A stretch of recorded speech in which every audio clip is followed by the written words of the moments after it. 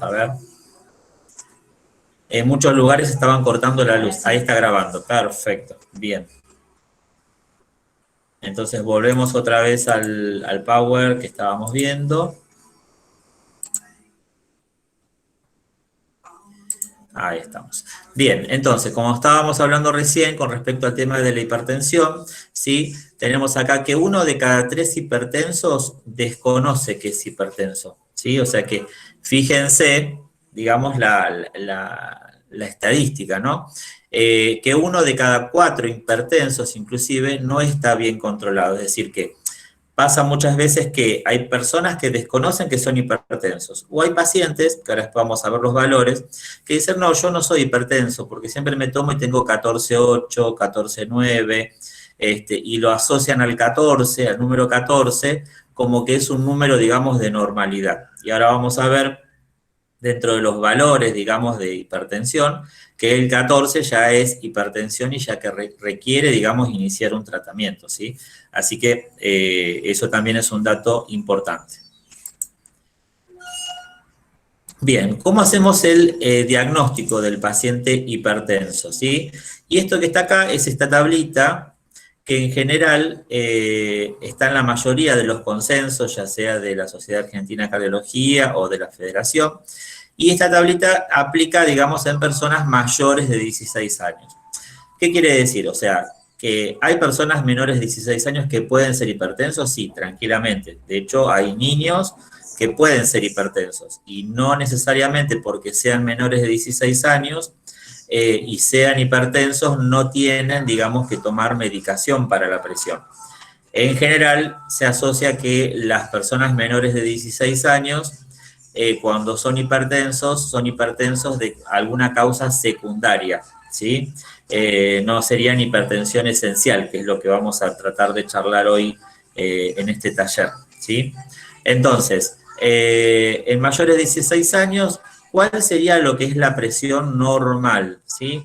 La presión normal tenemos por un lado, y esto lo aclaro para la gente que por ahí no conoce o porque tenemos un público diverso, ¿sí? Tenemos por un lado lo que es la presión sistólica y por otro lado lo que es la presión diastólica.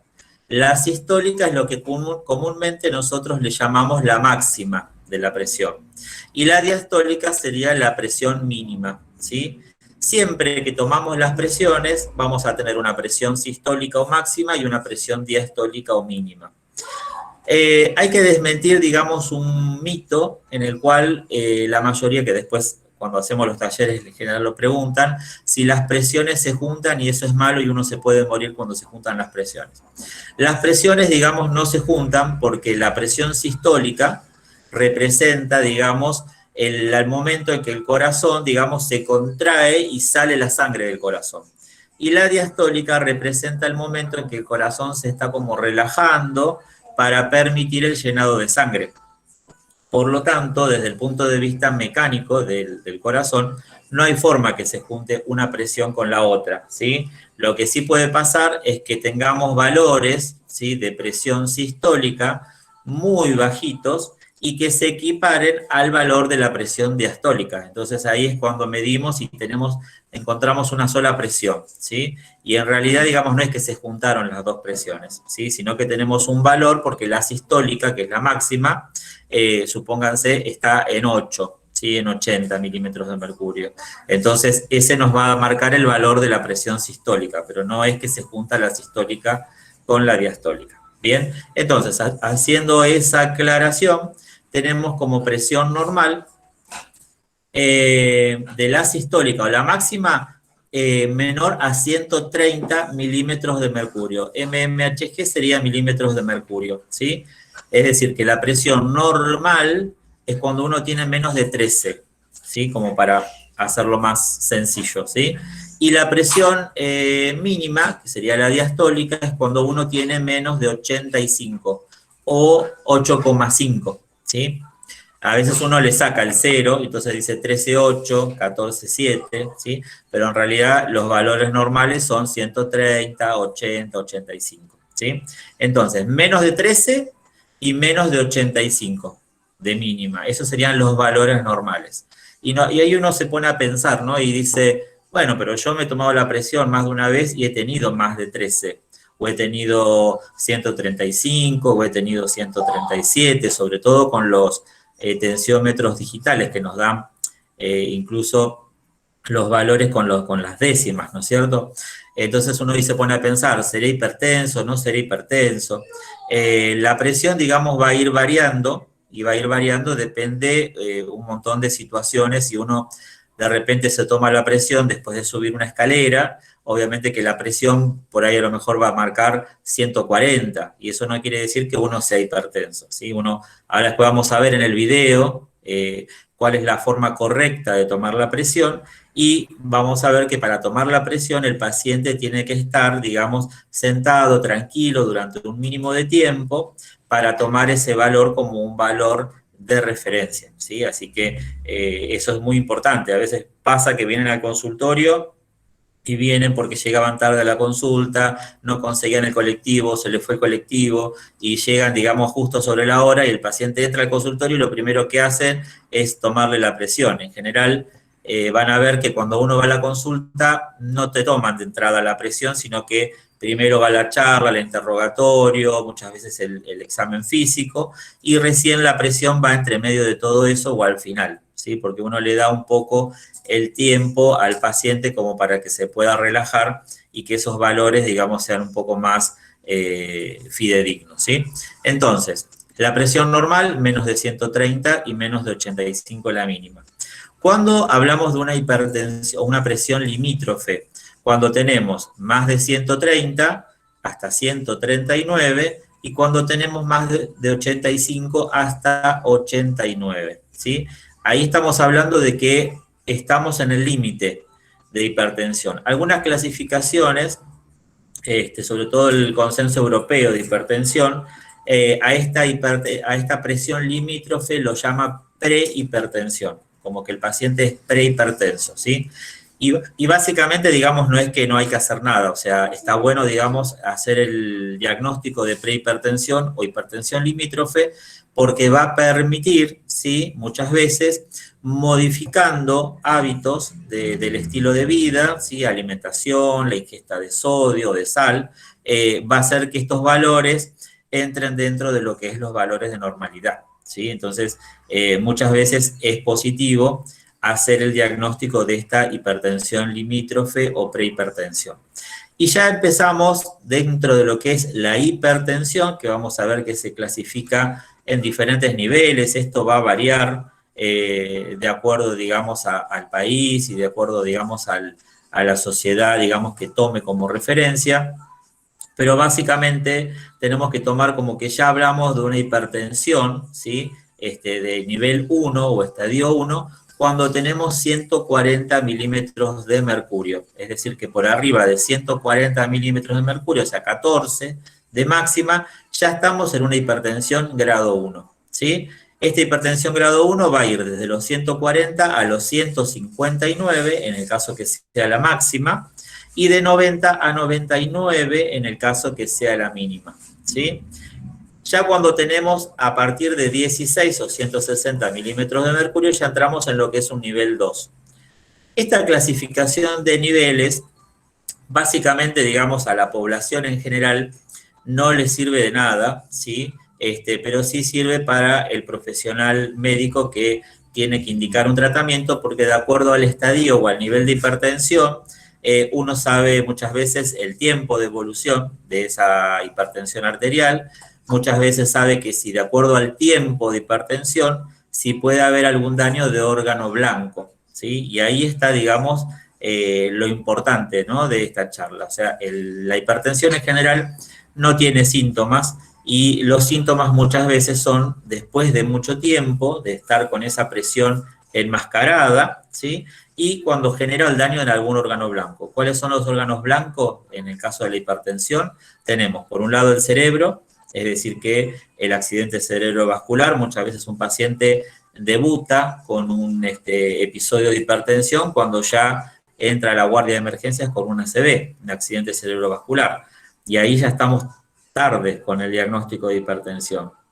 Otras veces el paciente ingresa, digamos, con alguna alteración renal o una insuficiencia renal, y es secundaria, digamos, a esa hipertensión, digamos, enmascarada, no diagnosticada, y que evolucionó, digamos, en el tiempo, porque para generar un daño en el riñón, la hipertensión no lleva una semana, ni 10 días, ni un mes, muchas veces lleva años, ¿sí? Y es muy común esto de notar en el consultorio, que en general el paciente se rehúsa, digamos, a este diagnóstico de hipertensión y dice, no, pero yo en realidad cada tanto sí me sube un poquito la presión, pero yo me cuido después y la presión se normaliza, y en realidad eso es como digamos, una mentira piadosa que se hace el paciente y que en realidad no lo beneficia en nada, porque a la larga termina con estas complicaciones, ¿no es cierto? Entonces, esto pasa igual que con el tema de la diabetes, ¿sí? El paciente muchas veces no reconoce que es diabetes, no, tengo un poquito de resistencia, la glucosa me sube un poco, y en realidad cuando empiezan los problemas que trae aparejada, digamos, la enfermedad, ahí es donde ya es un poco tarde. Entonces, la idea es que nosotros tenemos que tratar de reconocer la hipertensión acá, ¿no? Cuando tenemos la hipertensión limítrofe, en este estadio donde todavía no es hipertensión y donde todavía nosotros podemos hacer algo con cosas muy sencillas, o sea, disminuyendo la dieta, bajando de peso, disminuyendo los alimentos que tienen alto contenido de sodio, ¿sí? Después eso lo vamos a ver más adelante, ¿sí? Entonces, básicamente esta escala de hipertensión, la idea, digamos, más que nada era nombrarla, pero más que nada va a servir cuando uno tiene que imponer, digamos, o impartir un tratamiento al paciente, ¿sí? Entonces, la hipertensión estadio 1 de 140 a 159 y 90 a 99 de mínima. La hipertensión nivel 2 de 16 a 179 y de 100 a 109 milímetros de mercurio la presión diastólica. La hipertensión de nivel 3 es cuando ya tenemos mayor a 180 milímetros de mercurio, mayor o igual, y cuando tenemos la mínima mayor o igual a 110. En este estadio de nivel 3, obviamente que muchas veces hacemos diagnóstico del paciente que viene a la consulta en este estadio, ¿sí? En el estadio nivel 3. Bien, esto, digamos, siempre, dice acá, es sin el paciente tomar drogas antihipertensivas y sin alguna enfermedad aguda, ¿sí? Si yo le tomo la presión a un paciente y el paciente está con fiebre, posiblemente la presión arterial esté modificada. Entonces, el paciente tiene que estar, digamos, en condiciones de salud, digamos, normales, como para poder controlar la presión. Bien, ¿cómo mejorar lo que hablábamos recién, ¿no? El conocimiento de la hipertensión arterial? ¿Cuáles serían las estrategias que nosotros podemos tomar? Y no solamente nosotros a nivel profesional como médicos, sino en el caso de ustedes como agentes de salud, como familiares, como hijo, como padre, como hermano, ¿no? Estas estrategias, digamos, muchas veces son fáciles de poder impartir. Dice, bueno, todo individuo, dice, debería conocer el valor de su presión arterial al menos una vez al año, ¿sí? Es decir, que si yo por algún motivo no hago ningún control de salud, por lo menos una vez al año hacerme un control de la presión arterial con un vecino, con la enfermera que está en el barrio, con el centro de salud más cercano, pasar por alguna farmacia y hacerme un controlcito con los aparatitos donde uno pone las fichas y te controla la presión, por lo menos para tener una referencia, digamos, de cuáles son los valores de presión, ¿sí? Además de las campañas comunitarias de detección, la herramienta básica, ¿sí?, de screening o de control, ¿sí?, de la medición en diferentes contextos, por ejemplo, realizadas, como decía yo, por personal de salud, en la farmacia, en alguna medición ocasional realizada por el propio paciente, es decir, si tiene un aparato porque tiene un familiar que es hipertenso, es decir, bueno, a ver, vos te controlaste, préstame a ver que me voy a controlar yo la presión, a ver qué valor tengo de presión. Y todo esto, acá viene el objetivo del taller, es hacerlo en un contexto, digamos, de forma correcta. Es decir, no, a ver, préstame el aparatito de presión que me voy a tomar y yo recién me tomé, porque terminamos de almorzar, una taza de cafecito, ¿sí? Entonces, si yo tomé café, por ejemplo, no me puedo tomar la presión, porque la presión va a estar en un valor más elevado, ¿sí? Entonces, ese es el objetivo del taller y de conocer ese contexto, ¿no? Se recomienda la medición de la presión arterial sistemática, ¿sí? En cualquier contexto clínico o contacto con el sistema de salud.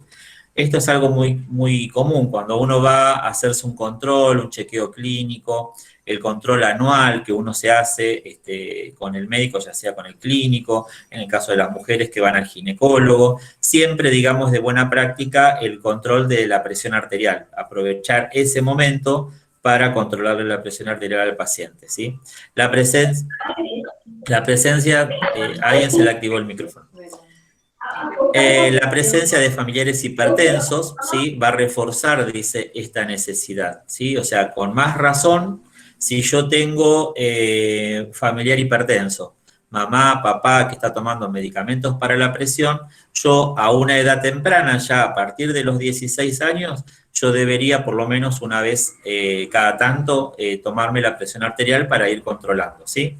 Se recomienda efectuar como mínimo 2 mediciones y utilizar el promedio de las mismas. Es decir, si yo me voy a controlar la presión, después vamos a ver que la Sociedad Argentina de Cardiología y en el mundo en general, hoy se recomienda el aparato digital para control de la presión arterial, no como anteriormente que se recomendaba el equipo anaeroide o los equipos de mercurio que ya están fuera, digamos, de circulación, ¿sí? Entonces, se toman 2 mediciones de la presión arterial y esas 2 mediciones se hace un promedio de las mediciones y ese sería más o menos el valor a tomar como referencia.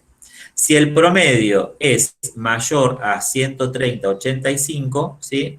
Es necesaria una mayor evaluación. ¿Por qué? Porque habíamos dicho que lo óptimo es menor a 13/85, o sea, menor a 130/85. Este sería el valor que nosotros tenemos que enfocarnos y tomar como referencia.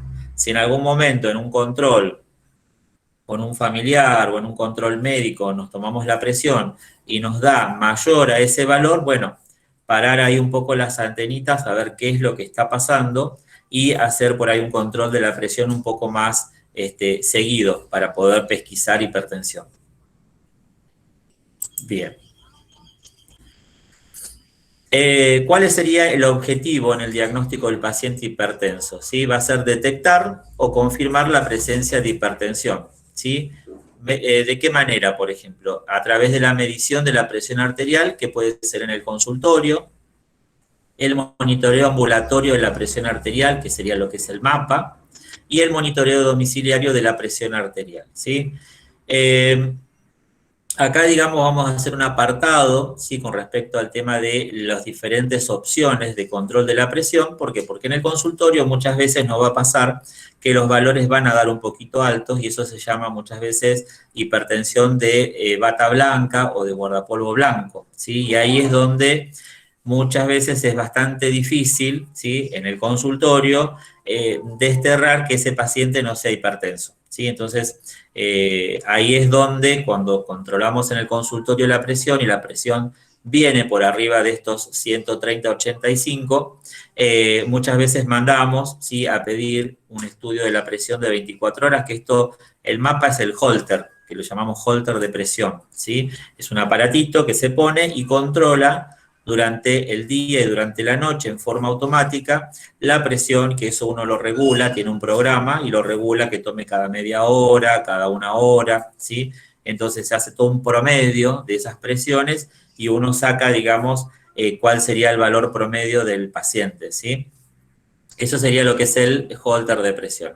Y el monitoreo domiciliario, que sería básicamente que el paciente se controle, que es lo que hacemos cuando el paciente viene al control, le decimos, bueno, se va a controlar durante 15, 20 días la presión arterial, a la mañana y a la tarde, en diferentes horarios, y lo va a ir notando en un papelito y me va a traer el próximo control, los controlcitos de presión. Cuando uno, digamos, se controla en su casa en forma aislada porque tiene un familiar y se controla la presión y le dio más de 130/85, está bueno, digamos, y uno podría ganar un poco de tiempo en hacer este control, ¿sí? Por 15 o 20 días, hacer un seguimiento todos los días de la presión arterial. Entonces ya cuando saca turno con el médico clínico para hacer el control o con el cardiólogo, uno directamente ya llega con los controles domiciliarios.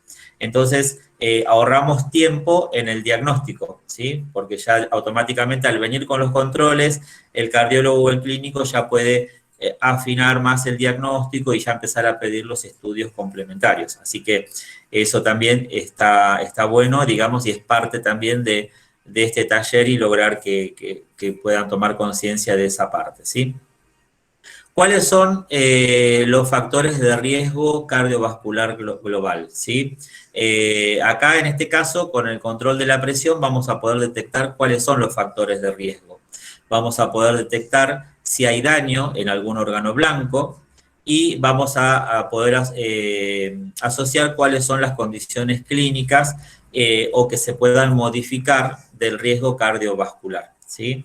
Dentro de lo que es los factores de riesgo y todo eso lo vamos a ver, pero básicamente es el tema de el sobrepeso, el tema de la ingesta de los alimentos con altos contenidos de sodio, es el sedentarismo, ¿sí? No hacer actividad física regular, que básicamente esto todo el mundo lo conoce, ¿sí? Lo conoce, pero en realidad no está de más siempre reforzarlo y recalcarlo, porque son muchas veces las partes más difíciles del tratamiento. A veces es más fácil tomar una pastillita que hacer dieta, o es más fácil tomar una pastillita que ir a hacer un poco de gimnasia, ¿sí? Entonces, la mejor parte del tratamiento es modificar esos factores de riesgo, pero obviamente que no son a corto plazo y que llevan un tiempo en que el paciente hace un clic con la cabeza, ¿no? Hace un clic en tomar conciencia y decir, bueno, me voy a cuidar, voy a bajar de peso, voy a comer sano, voy a comer más verduras, voy a comer esto, ¿sí? Esa parte muchas veces es la más difícil del tratamiento, ¿sí? Bien. Y en tercer lugar, identificar cuáles pueden llegar a ser las posibles causas de hipertensión arterial secundaria, ¿sí? Bien, porque tenemos una hipertensión primaria o esencial y una hipertensión secundaria, ¿sí? El objetivo de la charla de hoy es hablar de la hipertensión primaria o esencial. La hipertensión secundaria, digamos, tiene que ver con otras causas que igualmente yo hay una diapositiva que están enumeradas como para que uno las pueda tener en cuenta, pero que en realidad uno llega al diagnóstico de esas enfermedades a través, digamos, de diferentes estudios, ¿no? Bien. Entonces, ¿cuál sería lo que es la estratificación de ese riesgo cardiovascular global? ¿Sí? Dentro de lo que es el interrogatorio que uno le va a hacer al paciente hipertenso es saber cuáles son los niveles previos de presión arterial. Ahí es donde está bueno que uno ya tenga una referencia. Es difícil cuando viene el paciente y dice, bueno, tiene 140/90. ¿Y qué valores maneja de presión arterial? No tengo ni idea porque nunca me tomé. Bueno, ahí ya es difícil porque no tenemos el antecedente previo, digamos, como para saber si ha tenido anteriormente valores por arriba de los valores normales, ¿sí? Entonces, dentro de lo que es el interrogatorio del paciente, averiguar o investigar niveles previos de presión arterial. Esto nos va a servir para que, como dice acá, a ver, digamos, el tiempo de evolución de la hipertensión.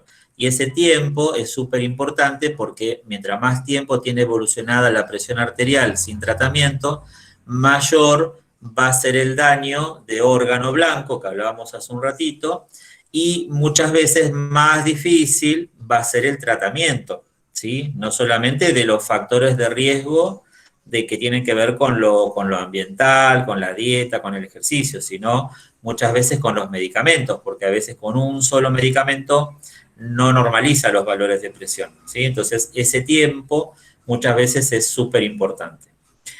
Si había hecho tratamientos antihipertensivos previos, ¿sí?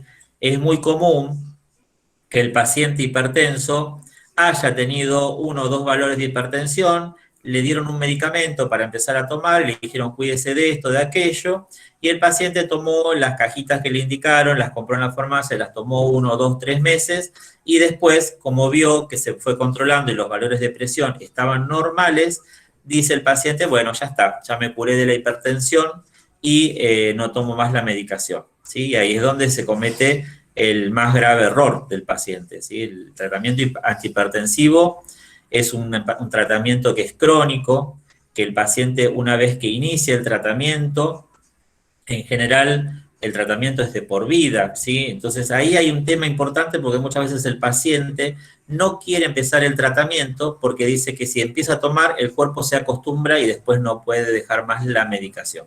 Otro mito, ¿sí? En general, yo lo que le digo a los pacientes es que sí, o sea, está la presión arterial, tenemos que empezar la pastillita para bajar la presión. Pero si vos modificás esto y esto, ¿sí? Que tiene que ver con la dieta, con el ejercicio, con la alimentación, con la actividad física, si uno modifica muchas veces eso, a veces la medicación se puede disminuir y a veces se puede suspender la medicación. Pero eso va a depender también del paciente, del tiempo que venga con la hipertensión y de cómo, digamos, el paciente tome en serio, digamos, el tratamiento, ¿sí? Pero es un mito también eso, digamos, de que si yo tengo 150 de presión y empiezo con una medicación, después ya no la puedo largar más, ¿sí? Eso es algo también que hay que desterrar, sobre todo para la gente grande, ¿sí? Que tenemos en la familia, que por ahí tienen 60 años y dicen, no quiero empezar a tomar ningún medicamento porque si empiezo a tomar una pastilla para la presión, la voy a tener que tomar de por vida. No la puedo largar más porque el organismo se acostumbra a que sí o sí dependa de la medicación para la presión. No, eso es totalmente, digamos, inverosímil, ¿sí? El tratamiento, digamos, al contrario, ayuda y mejora la sobrevida del paciente y permite que ese paciente que arrancó a los 60 años con una medicación, si tenía sin medicación una esperanza de vida de 10 años más, tenga una esperanza de vida de 20 o 30 años, ¿sí? Entonces, es súper importante, digamos, hacer entender esa cuestión. Joana Portillo dice que su hijo toma enalapril por los riñones. Sí. Bien.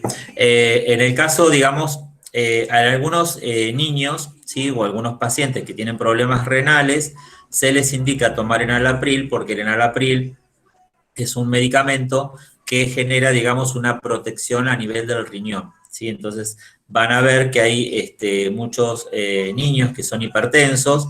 Generalmente esa hipertensión rara vez es una hipertensión esencial, sino que hay, digamos, algún problema renal, alguna estrechez de alguna de las arterias que va a irrigar el riñón, ¿sí? Entonces se indica, digamos, muchas veces medicación para prevenir, o en pacientes que son renales, propiamente dicho, porque tuvieron una infección en el riñón, entonces ese riñón quedó afectado y el riñón es uno de los órganos que regula, digamos, la presión arterial. Entonces el riñón al no funcionar bien, el paciente es hipertenso, pero en este caso sería una hipertensión secundaria, ¿sí? De la que estábamos hablando hoy. Bueno, sería un ejemplo de hipertensión secundaria. Joana se adelantó un poquito a lo que vamos a hablar un poquito más adelante. Bien, entonces, indagar antecedentes hipertensivos previos, antecedentes familiares de enfermedad cardiovascular, síntomas sospechosos de hipertensión secundaria, la presencia de factores de riesgo cardiovascular, ¿sí? ¿Cuáles son esos factores de riesgo cardiovascular? Los que hablábamos recién, el sobrepeso, el sedentarismo, el tema, digamos, de si fuma el paciente o no fuma el paciente, el tabaco es un factor también de riesgo, hábitos de aspectos psicosociales, ¿sí? Ver la parte, digamos, social y psicológica del paciente, y algunas drogas que pueden aumentar la presión arterial, ¿sí? ¿Cuáles son las drogas o sustancias que pueden aumentar la presión arterial? Esto también es súper importante conocerlo. Yo traté de dejarles nada más los más comunes, porque muchas veces cuando ustedes ahora después hagan el taller y tomen la presión al familiar, hay que indagar en esta cuestión, ¿no? De que el paciente no haya tomado antiinflamatorios, es decir, que no haya tomado diclofenac, por ejemplo, ¿sí? Si es diclofenac tiene que ser potásico.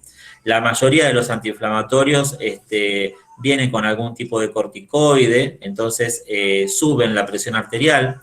Hoy en día, por ejemplo, que estamos con el tema de la gripe, los resfríos y todo eso, estamos tomando muchos descongestivos para la parte nasal y los descongestivos, la mayoría, suben la presión arterial. Obviamente las drogas, ¿no? Como la cocaína, sí, también. Algunos estimulantes, como las anfetaminas, las metanfetaminas, que están en algunos tratamientos que se utilizan para bajar de peso, ¿sí? Sobre todo los que utilizan los homeópatas. El paciente que tiene consumo excesivo de alcohol, ¿sí? El consumo excesivo de alcohol también me va a elevar la presión arterial. Voy un poco más lento, así me van siguiendo más con los conceptos. Las mujeres que toman anticonceptivos orales también es un factor de riesgo, digamos, para el aumento de la presión arterial. Si hace alguna terapia de reemplazo hormonal, ¿sí? Por alguna enfermedad oncológica o ginecológica. Los corticoides, cualquier tipo de corticoides que uno se aplica un inyectable porque tiene una lumbalgia, una lumbociatalgia, ¿sí? Un dolor en la columna, y va al traumatólogo, le manda unos inyectables y generalmente esos inyectables tienen corticoides y estos corticoides también producen aumento de la presión arterial. Algunos antidepresivos, esto que dice recaptación de la serotonina, y todo eso son antidepresivos. Después, por ejemplo, el bupropión, que es un medicamento que se utiliza para dejar de fumar y que también se utiliza mucho en pacientes que quieren, digamos, bajar de peso, también tiene indicación el bupropión y también aumenta la presión arterial. Algunas hierbas medicinales, como la naranja amarga, el ginseng, cuando uno toma un suplemento vitamínico y ese suplemento vitamínico, el paciente viene con hipertensión y está tomando algo, no, solamente tomo 102 Plus, que tiene un suplemento vitamínico y que tiene alto contenido de ginseng para levantar un poco el tema de la energía, ¿no? Y el ginseng también va a producir aumento de la presión arterial, el guaraná también va a aumentar la presión arterial. Y después elementos que contienen cafeína, ¿sí? Por ejemplo, el té negro y el té verde, ¿sí? También van a producir aumento de la presión arterial. Y obviamente las bebidas energizantes que nosotros ya conocemos, el Speed, cualquiera de esas que vienen con taurina y varios compuestos, también van a producir aumento de la presión arterial. Entonces, fíjense, ¿no? De toda esta lista, que igualmente yo saqué un montón de cosas, cuántos elementos hay que tener en cuenta a la hora, digamos, de evaluar si el paciente es hipertenso o no es hipertenso, porque por ahí a lo mejor se controló la presión y justo había pasado alguna de todas estas cuestiones, ¿no? Había tomado una bebida energizante, venía tomando, digamos, té verde día y noche porque pensó que era bueno, antioxidante, y que le iba a hacer bajar de peso y de repente estaba puro té verde y presenta valores de presión arterial altos, ¿sí? Entonces, hay que tener en cuenta todos esos detalles a la hora, digamos, de caratular a un paciente como hipertenso o no, ¿sí? Bien. ¿Cómo hacemos el tema de la estratificación del riesgo cardiovascular, sí? Bueno, esto más que nada ya lo habíamos hablado en las diapositivas anteriores. Dentro de lo que es el examen físico del paciente, obviamente es la medición de la presión arterial y de la frecuencia cardíaca. Los aparatos de tensión arterial digitales ya nos muestran la presión arterial, la sistólica y la diastólica, y nos muestran también la frecuencia cardíaca, ¿sí? Inclusive hay algunos que nos muestran un corazoncito, que eso es cuando el pulso es irregular y hay alguna arritmia, también muchos aparatos nos marcan esa irregularidad, ¿sí? Entonces, el examen cardíaco, ¿sí? Los datos antropométricos, es decir, saber el peso del paciente, la altura, el perímetro abdominal, todo eso nos va a ayudar como para saber si esto es un factor de riesgo dentro del paciente, ¿sí? A veces nosotros lo que hacemos es lo derivamos con la nutricionista para que haga, digamos, esto, y a su vez también ya le saque el índice de masa corporal, ya le indique la dieta, las pautas a seguir y todo eso, ¿sí?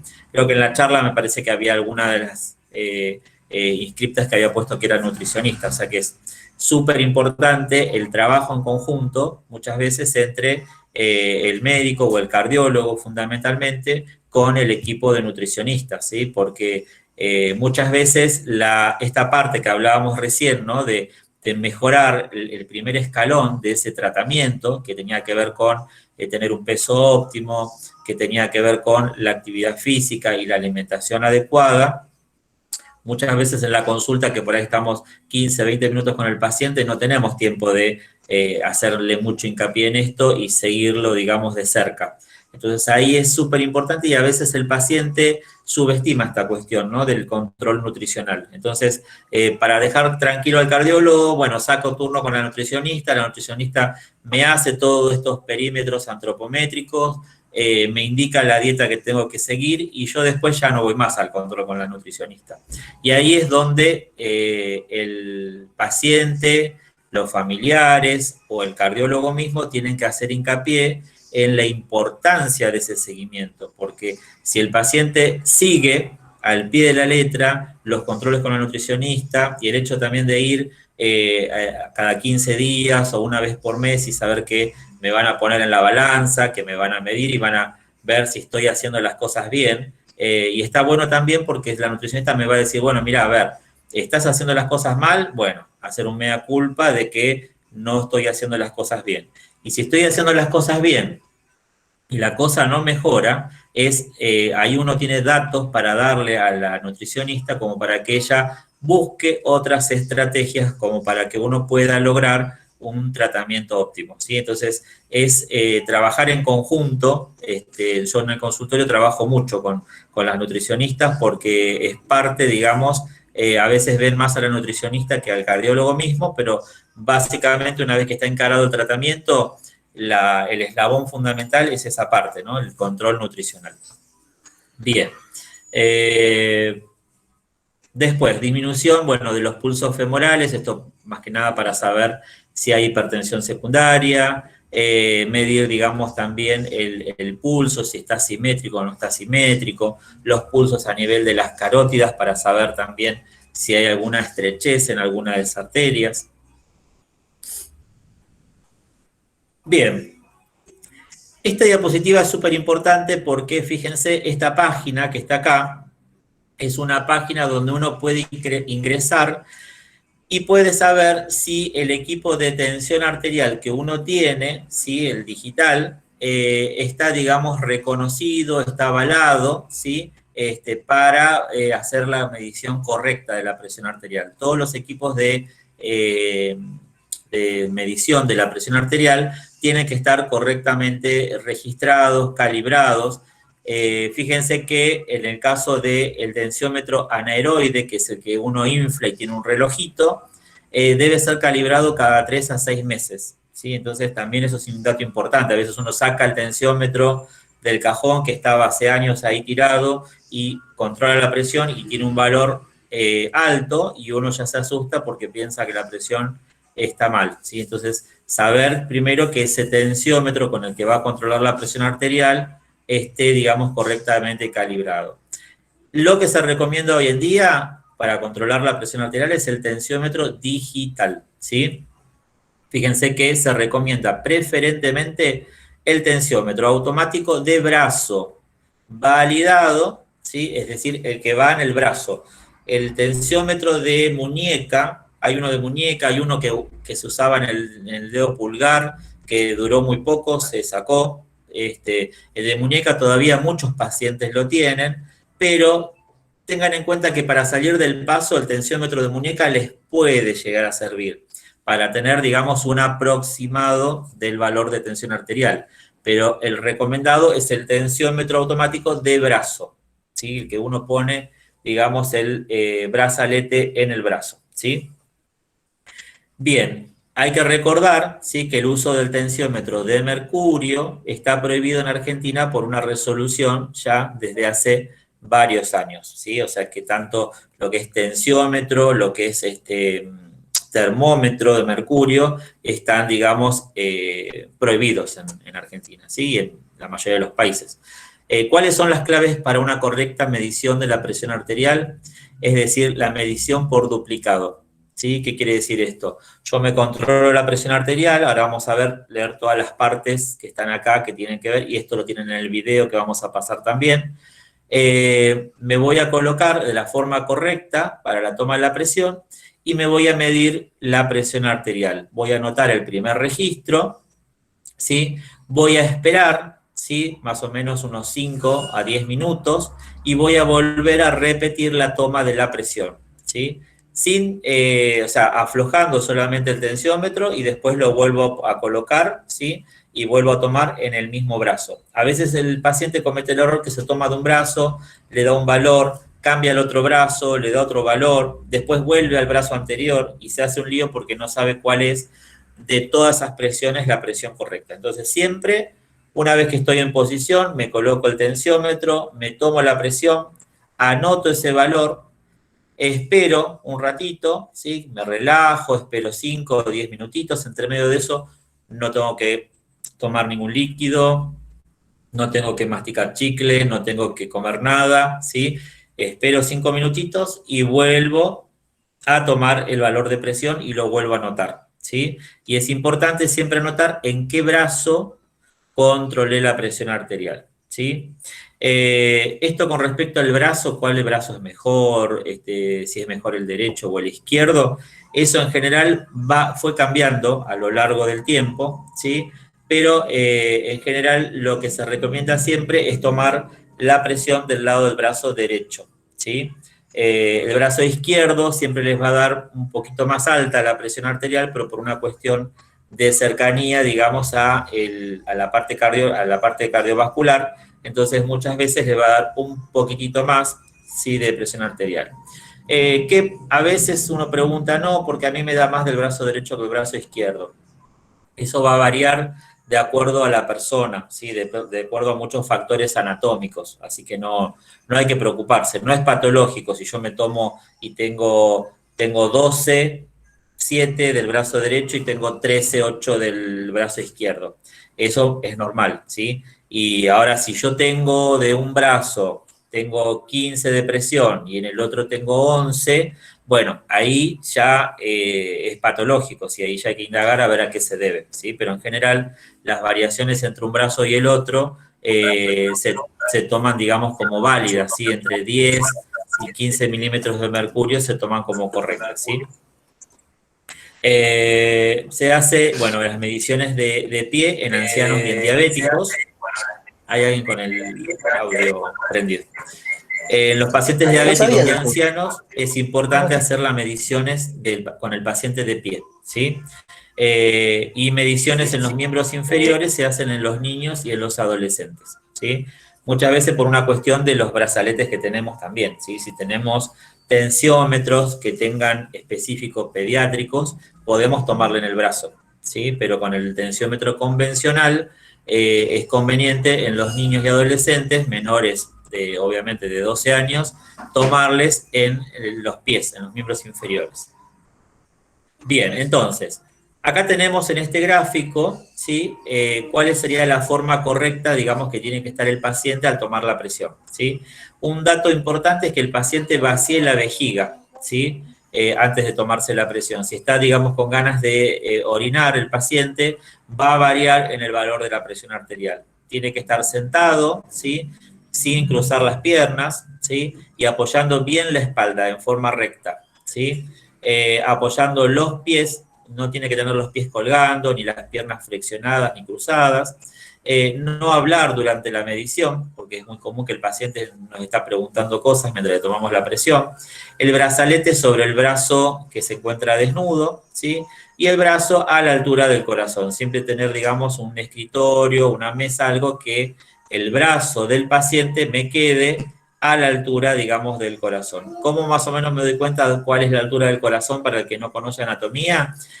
Meto, digamos, la mano, acá hay un huesito que es el esternón, que todos lo conocemos, justo donde se termina el esternón, que hay como un huequito, ¿sí? Más o menos ese sería el punto de referencia para que el brazo coincida con ese lugar, ¿sí? Bien. Entonces, habíamos hablado, ¿sí?, de que lo ideal de la presión arterial que tenía que tener menos de 130/80, ¿sí?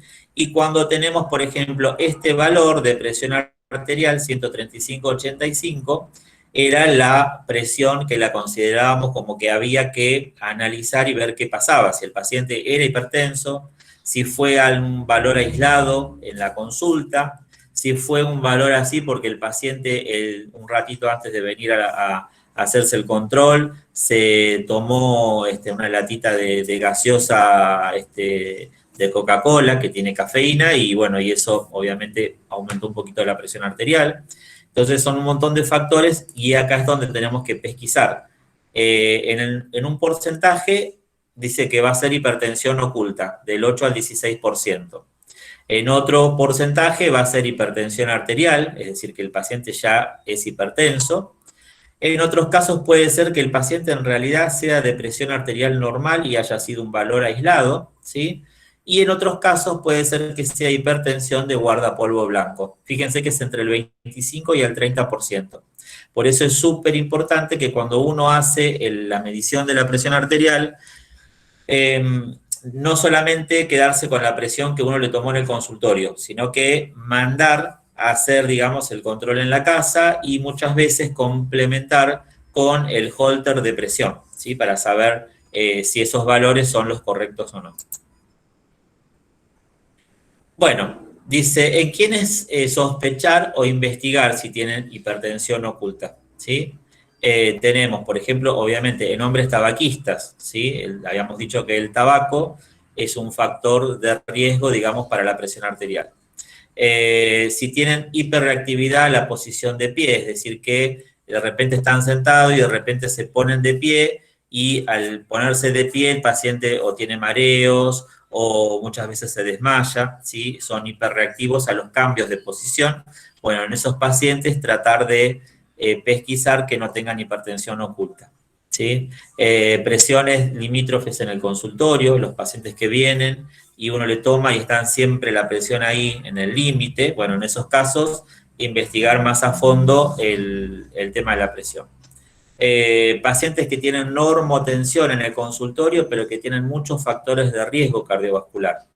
Pacientes diabéticos, pacientes con alguna enfermedad renal, donde tienen proteinuria, que es la presencia de proteínas en la orina, sujetos con elevación transitorias de la presión arterial, ¿sí? Este caso también es importante, sujetos que tienen apnea del sueño, pacientes que refieren, ¿sí?, que les cuesta, digamos, mucho dormir y que al otro día cuando se levantan andan todo el día como con sueño, como cansados, ¿sí?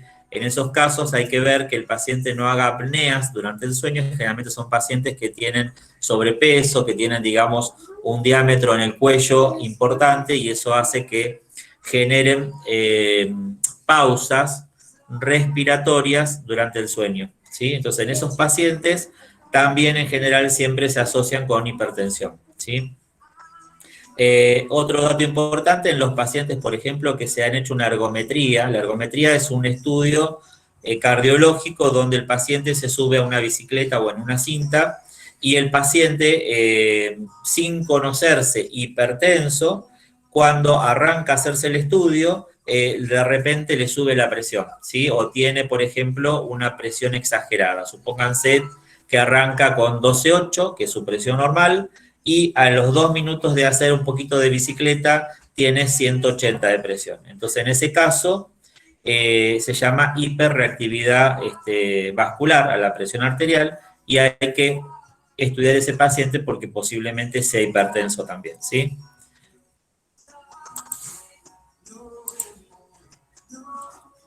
Bien, ¿cuáles pueden ser los modificadores de riesgo cardiovascular? Dice, los pacientes con los siguientes factores pueden tener un riesgo cardiovascular mayor que el determinado por la tabla de estratificación de riesgo, es decir, factores psicológicos, por ejemplo, pacientes que están en aislamiento social.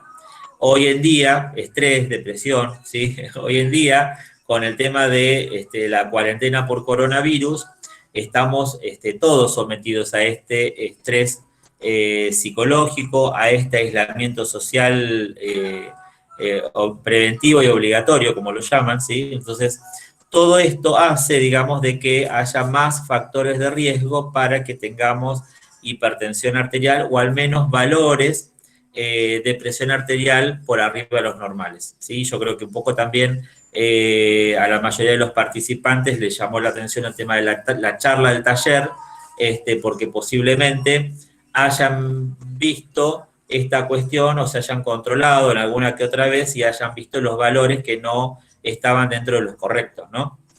Entonces, tiene que ver muchas veces con esta cuestión, ¿no? O sea, hay que ver que muchas veces finalizando esta situación de estrés psicológico, el paciente normaliza nuevamente los valores de presión, ¿sí? Entonces, son factores que pueden ser modificados, ¿sí?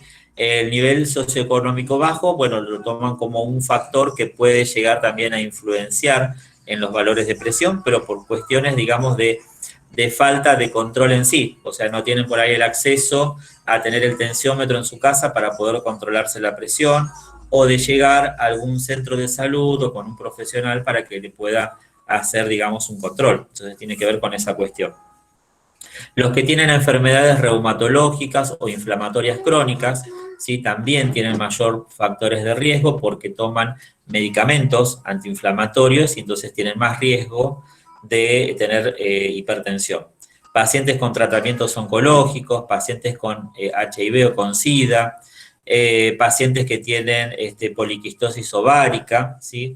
Yo las voy nombrando, son todas enfermedades generales que generan, digamos, mayor riesgo, ¿sí?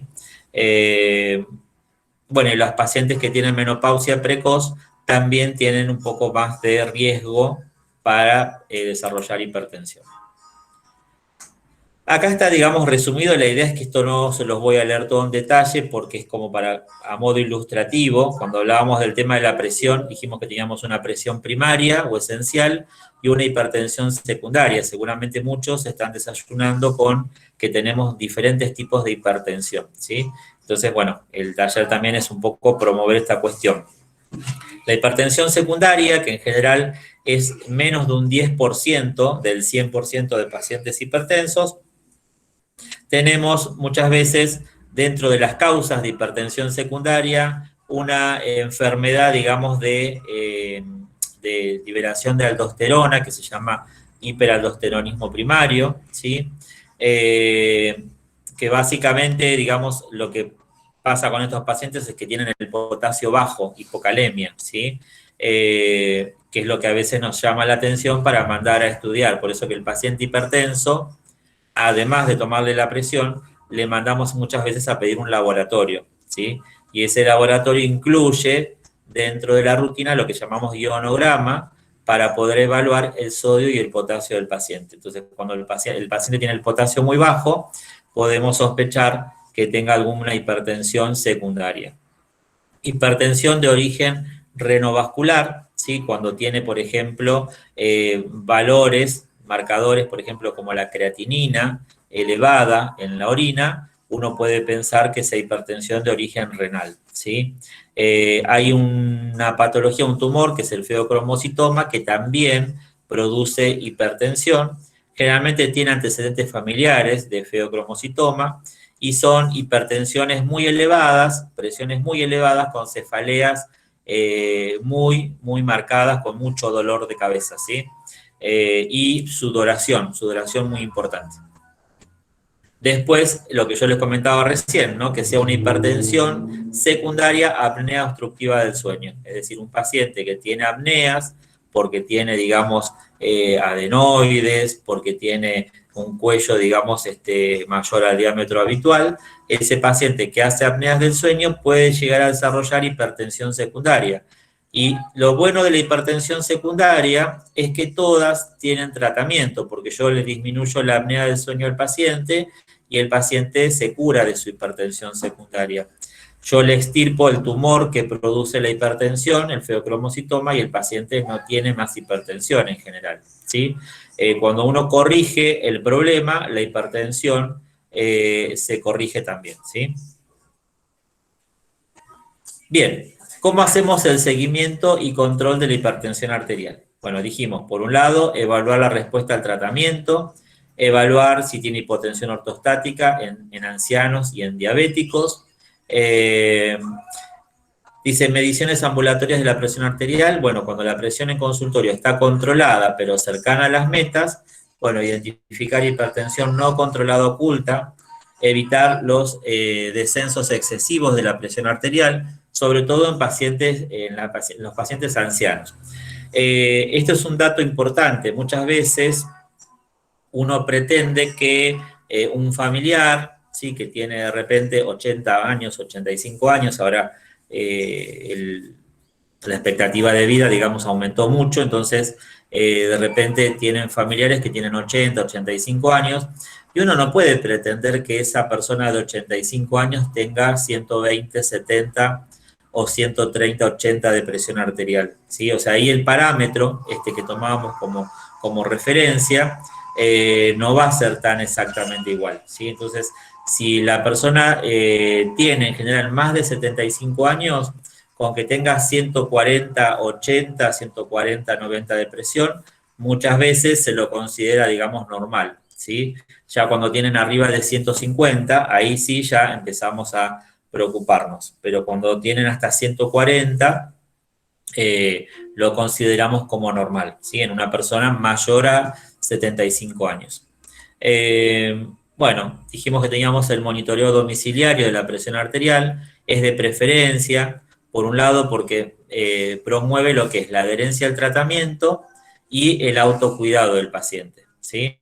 Y el otro que teníamos era el holter de presión o MAPA, que es para evaluar, por ejemplo, si el paciente tiene hipertensión nocturna, ¿sí? Porque cuando está durmiendo no se puede controlar. Entonces, el aparatito lo que hace es controlarle durante el día y durante la noche. Entonces, muchas veces confirmamos hipertensión nocturna en pacientes a través de un holter. Bien, ¿cuál va a ser el tratamiento del paciente hipertenso? ¿Cómo vamos de horario? Y cuarto. Bien, vamos bien.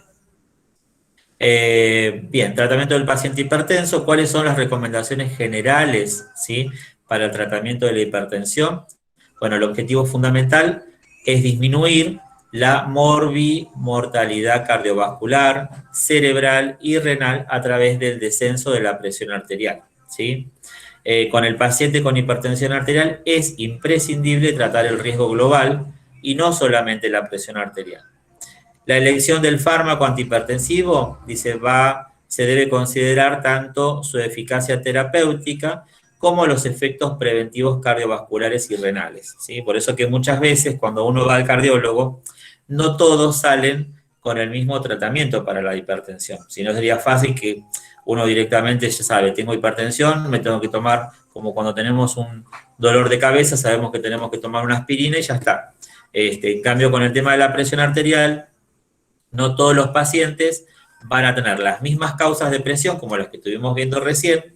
No todos los pacientes van a tener los mismos factores de riesgo, es decir, algunos van a tener sobrepeso, otros van a tener trastornos con la alimentación, otros van a tener problemas con la parte renal. Entonces, el tratamiento farmacológico va a ir orientado de acuerdo a estas particularidades que tenga cada paciente, ¿sí? Por eso es importante, cuando uno tiene, digamos, sospecha de hipertensión, ir al médico. Si uno no se tiene que quedar con la cuestión de decir, bueno, tengo presión, voy a tomar enalapril porque fulanito, que también es hipertenso, toma enalapril y entonces yo lo voy a tomar, ¿sí? Muchas veces pasa esta cuestión, ¿no? Que tenemos familiares que ya toman y uno dice, bueno, voy a tomar lo que toma fulano, que él toma para la presión, así que yo también. Y por ahí a lo mejor yo como paciente no tengo indicado el mismo medicamento, ¿sí? Entonces es súper importante la consulta con el especialista. Bien, se recomienda el uso de fármacos o formas farmacéuticas de acción prolongada, ¿sí? Generalmente en dosis única, porque esto también va a mejorar lo que es la adherencia al tratamiento. Si yo le digo al paciente, bueno, se va a tomar esta pastilla a la mañana con el desayuno, al mediodía con el almuerzo, a la tarde antes de la merienda y a la noche antes de la cena.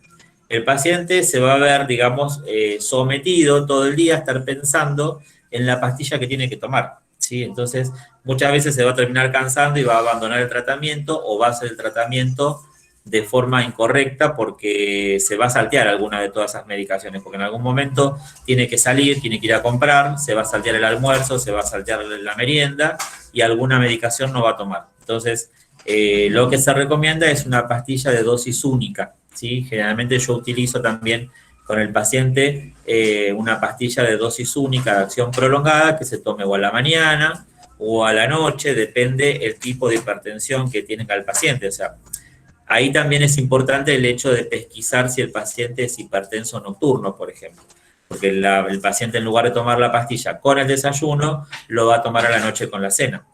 Entonces, fíjense ahí qué importante que es llegar a hacer un diagnóstico bien de qué tipo de hipertensión tiene para poder focalizar en la dosis del tratamiento y el horario del tratamiento, ¿sí? Porque a veces lo toman en el horario que se les ocurre al paciente, ¿no? Bien, se debe procurar, dice, alcanzar progresiva y gradualmente los objetivos tensionales dentro de los 3 meses de iniciado el tratamiento. Eso también es importante. A veces el paciente concurre a la consulta, se inicia un tratamiento y se le dice al paciente, bueno, vamos a empezar con esta pastillita que la va a tomar todos los días a la mañana con el desayuno.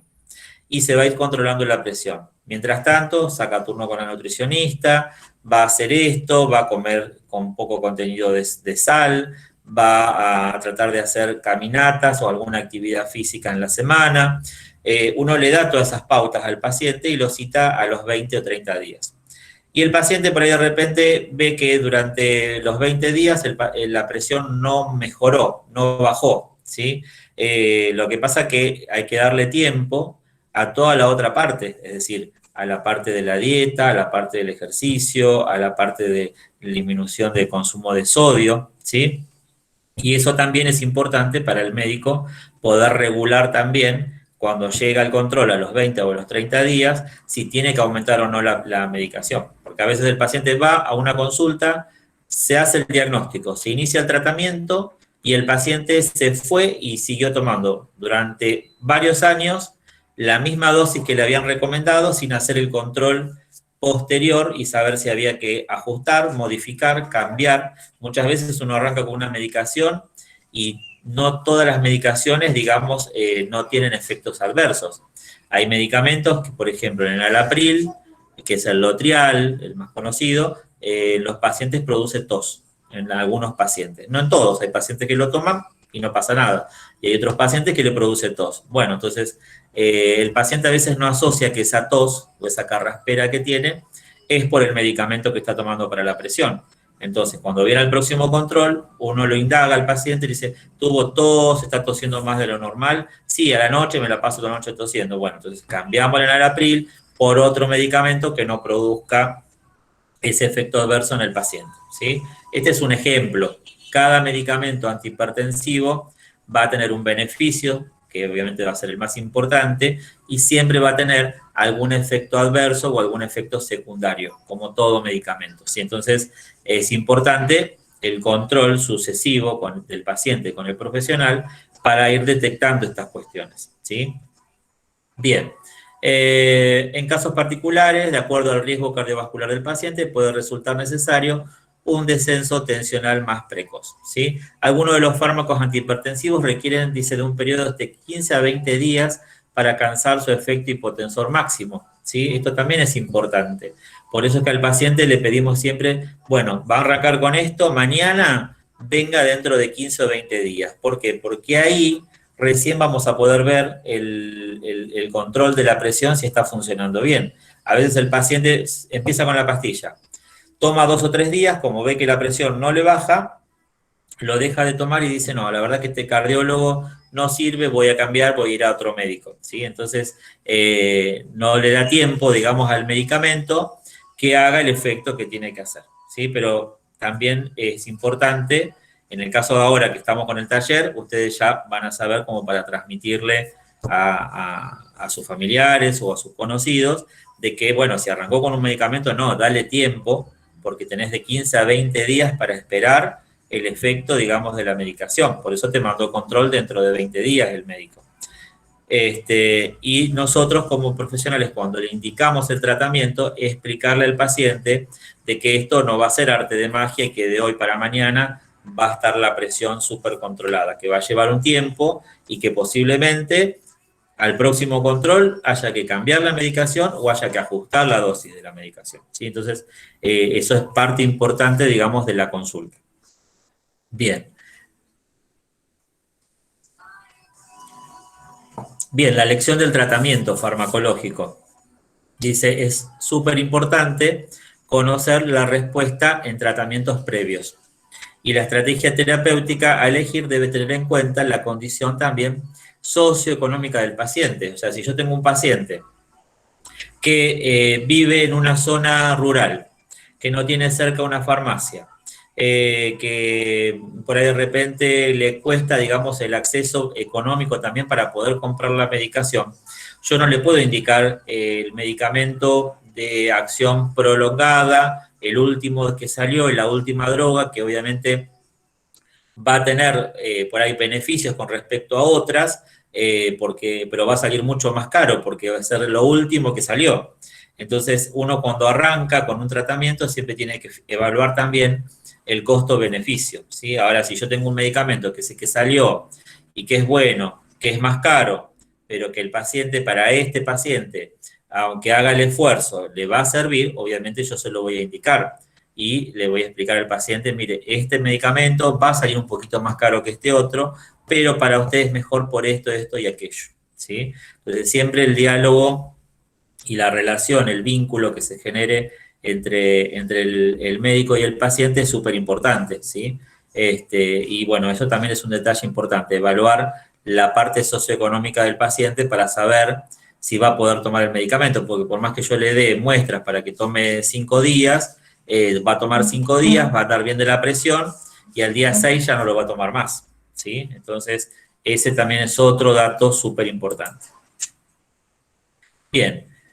¿Cuál es el objetivo terapéutico en hipertensión arterial?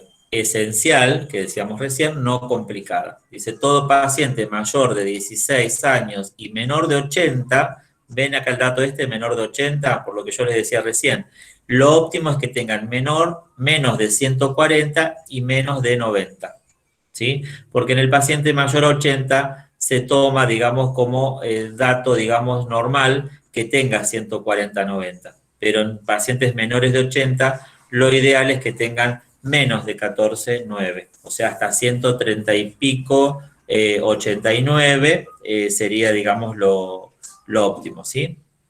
Así que ese sería justo la cifra, digamos, límite, ¿no? Bien. El tratamiento antihipertensivo, ¿cuándo se debe iniciar? Dice, en todo paciente que tiene hipertensión de nivel 1 o superior. ¿Sí? ¿Se acuerdan la primera tablita? El paciente que ya tenía 140, o sea, 14 de presión, ya tiene que empezar tratamiento para la hipertensión arterial. Entonces, ahora ustedes se van a asustar porque van a decir, ¿cuántos de ustedes, de los que están conectados, se han tomado la presión y tienen 14 o un poquito más? Entonces, y por ahí no están haciendo tratamiento, ¿sí? Entonces, no es para que se asusten y salgan corriendo, pero sí para decir, bueno, a ver, tengo que fijarme, hacer el control, ver qué tipo de hipertensión es, si yo tengo factores de riesgo o no tengo factores de riesgo, ir mejorando ese primer escalón que hablábamos recién, que tiene que ver con la dieta, el sodio, ¿sí? El consumo de sal. La población argentina, a pesar de que se ha reducido, es una población que tiene un alto consumo de sal, ¿sí? En pacientes con bajo riesgo cardiovascular se puede iniciar el tratamiento, fíjense, con cambios en el estilo de vida por un lapso no mayor a 6 meses, ¿sí? O sea que a mí me viene un paciente a la consulta con 140, 90 de presión y yo tengo dos opciones. Evaluar si el paciente sé que va a hacer cambios del hábito de vida y que se va a acatar, digamos, las indicaciones, puedo decirle, bueno, miren, no vamos a empezar con ninguna medicación, pero está para empezar medicación. Vamos a probar, vaya a ver al nutricionista, empiece a hacer una dieta, baje de peso, haga esto, aquello, y nos estamos viendo en 2 meses para hacer, digamos, de vuelta otro control, ¿sí? En ese paciente se puede, digamos, esperar un poquito. Si yo veo que el paciente tiene muchos factores de riesgo o veo que no va a hacer ninguna de todas estas cuestiones, directamente yo ya arranco con tratamiento farmacológico, ¿sí? Bueno, ¿cuáles son los cambios al estilo de vida? ¿Sí? Los conceptos generales. Los hábitos de vida saludable están recomendados en la población general para la prevención del desarrollo de hipertensión arterial y enfermedad cardiovascular, así como también de otras enfermedades crónicas. Los cambios en el estilo de vida, en la hipertensión de grado 1 y o de bajo riesgo, pueden evitar o diferir la necesidad de empezar un tratamiento farmacológico, lo que yo le decía hace un ratito. O sea, el paciente que tiene 140-90 de presión es una hipertensión grado 1, entonces yo puedo hacer un cambio en el estilo de vida del paciente y puede hacer que si el paciente se cuide con su alimentación y con su peso y todo, puede ser que el paciente por 10 años más no necesite, digamos, tomar ningún medicamento. Ya hay algo, digamos, ahí de diagnóstico de hipertensión porque el paciente tiene la tendencia a ser hipertenso. Uno por ahí puede prolongar el uso, digamos, el no uso de medicación, pero en algún momento, por una cuestión inevitable que tiene que ver con la parte biológica, que vamos envejeciendo y las arterias se van también envejeciendo y poniendo más rígidas, la presión evidente en algún momento va a aparecer, ¿sí? Y va a requerir un medicamento, ¿sí? Pero uno puede a veces dar un tiempo prudencial para eso. La combinación, dice, de cambios al estilo de vida y tratamiento farmacológico van a mejorar la efectividad del tratamiento y permite una mayor disminución del riesgo cardiovascular. Bueno, fíjense que acá, esto igual no importa que lo sepan, ¿sí? La parte de acá de cuánto nos baja la presión, pero fíjense que relacionados con la alimentación, o sea, cambios en el estilo de vida, relacionados con la alimentación, el disminuir la ingesta de sodio, es decir, disminuir el consumo de sal, me va a bajar entre 2 y 8 milímetros de mercurio, casi 10 milímetros de mercurio. O sea que si yo tenía 140 de presión, dejo de comer con sal y al próximo control yo iría y ya tendría 130 de presión, ¿sí? Más o menos. La disminución de la ingesta de alimentos ricos en potasio también ayudan a disminuir la presión. Los cambios de los patrones alimentarios, es decir, hay pacientes que hacen por ahí ayunos prolongados, se saltean comidas, no almuerzan y directamente cenan, y cenan muy tarde, y alimentos por ahí con mucho contenido de grasa y mucho contenido de sal, y después enseguida se van a dormir. Bueno, todos esos cambios en los patrones alimentarios, fíjense cómo ayudan hasta 14 milímetros de mercurio. Bueno, la disminución de la ingesta de alcohol que hablábamos hoy también ayuda. Entonces, si uno va dejando un poquito la sal, un poquito el alcohol, corrigiendo, digamos, los hábitos alimenticios, fíjense cómo va sumando pequeñas cantidades de milímetros de mercurio que a la larga, digamos, uno puede, digamos, obviar el medicamento, ¿sí? Relacionados con la actividad física, bueno, el ejercicio, fíjense también, casi 10 milímetros de mercurio, y el mantenimiento del peso corporal adecuado. Fíjense cómo cada 10 kilos de reducción de peso, yo bajo hasta 20 milímetros de mercurio. O sea que si yo tengo un paciente que tiene 20 kilos de sobrepeso y con un control con la nutricionista, obviamente todo esto lleva su tiempo, por eso uno no va a bajar 10 kilos en una semana, ¿sí? Va a llevar sus meses, pero uno a lo largo del tiempo puede reducir hasta 20 o 40 milímetros de mercurio de acuerdo a la cantidad de peso que haya bajado, ¿sí? Bien. ¿Cuál es el tratamiento farmacológico en la hipertensión arterial esencial? Esto yo lo puse como a modo esta es la última diapositiva de lo que tiene que ver con la parte teórica de la hipertensión, ¿sí? Esto lo puse a modo de ejemplo para el que lo quiera leer y tener un ejemplo, digamos, de qué medicamento se podría utilizar, lo puse, ¿sí? Pero en realidad, digamos, el objetivo del taller no es que ustedes sepan qué medicamentos usamos y los nombres comerciales de los medicamentos, ¿sí? Pero básicamente, fíjense, que fármacos con eficacia comprobada en reducir la morbimortalidad cardiovascular en estudios comparativos, tenemos dentro de esos medicamentos, los de primera línea se llaman bloqueantes del sistema renina-angiotensina, que nosotros le llamamos IECA o ARA2, ¿sí? El más común, obviamente, es el enalapril, ¿sí? Puse mal, enalapril, es enalapril. El enalapril, que sería el Lotrial, ¿sí? Yo nombro el PREG, que es el más conocido, que la gente conoce, el Gadopril, pero cualquiera de los que terminen con la palabra pril son derivados de este medicamento y son los de la primera línea de tratamiento. Y estos tienen la contra que producen tos en algunos pacientes, y cuando producen tos uno utiliza, digamos, el losartán, ¿sí? El losartán sería más o menos parecido al enalapril, pero obviamente que al ser no producir tos es más caro que el enalapril, ¿no? Obviamente, a medida que vamos cambiando de medicamento por algo mejor, también va cambiando el costo del tratamiento. Después tenemos antagonistas cálcicos, por ejemplo, la amlodipina, ¿sí? Que también es un medicamento bastante común de utilizar. En algunos pacientes lo que produce la amlodipina es que se hinchen los tobillos, produce edema en los tobillos. Entonces, por eso, cuando uno lo inicia el tratamiento, uno tiene que alertar al paciente que se puede hinchar el tobillo, ¿sí? A veces esa hinchazón es esporádica por 2 o 3 días y el paciente apenas se le hincha el tobillo, deja de tomar la pastilla. Y en realidad no, hay que aclararle que no, que trate de tomarlo. Si ve que en 2 o 3 días no se deshincha el tobillo, bueno, hay que consulte con el médico para poder suspenderla. Pero es un buen antihipertensivo. Y después los diuréticos, como por ejemplo la hidroclorotiazida, que es el diuret, que es un diurético. Después hay otros que son betabloqueantes, por ejemplo el atenolol. Hay otros betabloqueantes más nuevos que se utilizan y se recomiendan más en los pacientes diabéticos, como por ejemplo el bisoprolol, ¿sí? Después hay otros medicamentos ya de acciones más específicas, como la espironolactona y la furosemida, que son diuréticos que tienen diferentes mecanismos de acción y que tienen indicaciones bien precisas y seguimientos de... Generalmente cuando el paciente empieza a tomar y le convida un medicamento otro familiar, es algún enalapril o algún losartán, ¿sí?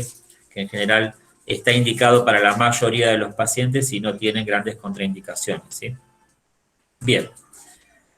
Bueno, ¿cuál sería lo nuevo? ¿Sí? Lo nuevo, por ejemplo, en hipertensas embarazadas, hay mayor evidencia que sostiene que inducir un descenso de la presión a cifras menores a 85 milímetros de mercurio, en la mínima, obviamente, es inocuo para el feto. Se recomienda con mayor énfasis descartar siempre la hipertensión de guardapolvo blanco durante el embarazo, solicitando registros de presión fuera del consultorio. Hoy en día lo que se recomienda en toda mujer embarazada con hipertensión, ¿sí? Es el holter de presión, ¿sí? Se recomienda en adultos mayores el diagnóstico de fragilidad capilar. Existe evidencia que respalda la espironolactona como cuarto fármaco en el tratamiento, que es el que hablábamos recién, el diurético, ¿sí? Las metas de presión arterial en tratamiento de los pacientes hipertensos, fíjense, no han cambiado desde el 2013. O sea que todo esto que estamos hablando nosotros de las metas del paciente hipertenso no cambiaron desde el 2013. O sea que por más que se reúnan los consensos y todo, siempre el objetivo es lograr un control de presión por debajo de 130/90 en toda la población que es hipertensa, ¿sí? O sea que esto es lo que cierra un poco el objetivo, digamos, de que tenemos que tener una población con una presión por debajo de los 14,9, ¿sí? O sea, en los 130 que estábamos hablando, con 85 como valores ideales, ¿sí? Bien. Bueno, hasta acá llegamos con lo que es la primera parte teórica, ¿sí? más que nada, digamos, la parte teórica, el objetivo era tratar de ver estos factores de riesgo, cómo podríamos manejarlos, cómo tendríamos que ver, digamos, las interconsultas, cuándo derivar al nutricionista, ¿no? Todo esto que estuvimos hablando. Todo esto que yo les comenté de esta charla está todo sacado, digamos, es información respaldada por las sociedades científicas que tenemos en Argentina, que es la Sociedad Argentina de Cardiología, la Federación Argentina de Cardiología y la Sociedad Argentina de Hipertensión Arterial, ¿sí? O sea que todo esto está sacado de esos consensos de las tres sociedades que nuclean esta información, ¿sí? Que les aclaro toda esta cuestión porque por ahí van a encontrar otras cosas en Internet, pero lo que vayan a encontrar en Internet no está respaldado por las sociedades que tenemos nosotros, ¿sí? Así que bueno, con esto llegamos a lo que es el fin de esta parte teórica. Vamos a tomar un receso de 5 minutos, ¿sí? Y en esos 5 minutos pueden aprovechar para ir al baño, para poner la pava, para hacerse un cafecito, un tecito, lo que quieran. Buscar los que tengan los tensiómetros. Así, en la segunda parte, lo que vamos a hacer es ver un video.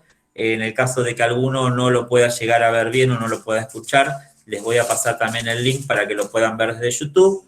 Y la idea es que después algún familiar que tengan en su casa le tomen la tensión arterial y podamos evaluar, digamos, estos valores que estuvimos hablando recién, como para poder orientarlos un poquito en cómo continuar con el seguimiento diagnóstico, ¿sí? Así que nos estamos viendo en 5 minutitos, ¿sí?